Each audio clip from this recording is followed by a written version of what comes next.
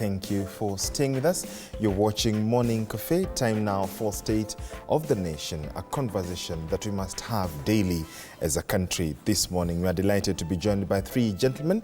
They are already here in studio. From the right, immediate right, is Wilson Susion, former Secretary General, Kenya National Union of Teachers, as well as former Member of Parliament. Good morning and welcome. Yeah, good morning and good morning, our viewers. Absolutely. Professor Fred Ogola, a governance expert in the middle. Good morning, sir. Good morning, my brother, and welcome. Asante sana. Mheshimiwa Kasim Tandaza, Member of Parliament, Matuga Constituency. Hujambo, karibu. Wa alaikum salam wa rahmatullahi wa barakatuh. It's always a pleasure to be here this morning.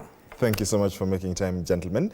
And I will start by picking your minds on several issues, a plethora of issues you're seeing this morning. And it's the issues of government defending the idea, or rather fees increment. And it's something that we're seeing, and I can see Prof nodding already. What do you make of that?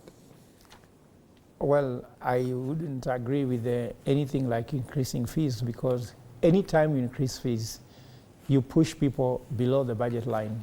And when you push people below the budget line, then absolutely some people are locked out. You know, I've always advocated that instead of even increasing, why don't education be free? Because actually it can. If you look at the amount of money that is being budgeted for, Ministry of Education receives the highest allocation in the budget. Yet, the money just goes to the people who don't need it, but the people who need it don't get the money.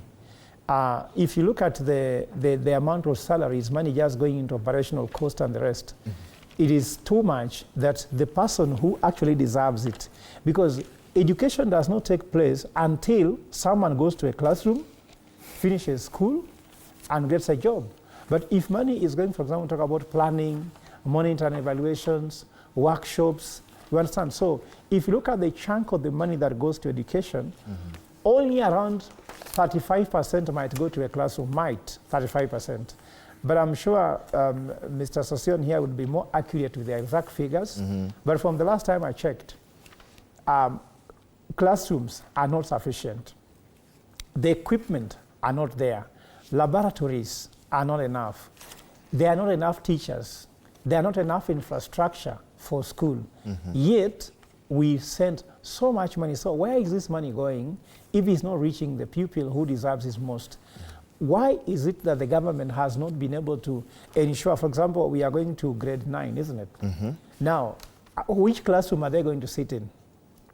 So these things of adding fees with no commensurate service, it's been the cancer in Kenya Kwanza, because they tax, they charge like an elephant, and the service looks like that of a mouse or a mosquito. So why don't you bite in the equal measure as you also give? You cannot just be biting, because this is actually becoming a common problem. Let me just extend this a little bit to another sector, because it's important. You know, the fresh produce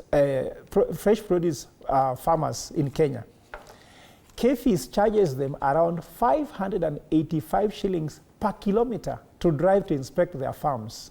Now they're increasing that figure to over 1,000 bob. If you look at the fees they are being charged, it is making export of fresh produce more uncompetitive. Now you see that sector employs 6 million people there, both direct and indirect. If that sector is dying, where is the money going to get money? So you go to look for where there's easy money to get from Kenya. So what I'm asking, Mr. President, in your manifesto, I'm sure Sosion was here, he was among the people in the forefront, and they said that there'll be free education, isn't it? From primary to university. Is there any other place you should pay school fees if there's free education? So I'm very concerned. They are talking about the economic growth in Kenya, that the economy is growing. But where are you taking the money? Is the money going to school to make children access more education? And then you look at here, we are looking at forming a global economy. A global economy, Kenyans cannot be competitive when more Kenyans access education. And now quoting Nelson Mandela, education should be the most important equalizer, where a child from rich family, from poor family, in equal measure, have equal access to education and are not motivated by money. Because if you look now, George, if you drive from Uhuru Highway, if you drive all the way up to Kiambu Road, today I counted, there are 28 posters asking Kenyans to go and study in Australia, go and study in the UK, go and study I don't know where. So why are we killing, first of all, the education system? It's not very good even. The quality is terrible, but the fees and the charges are very high.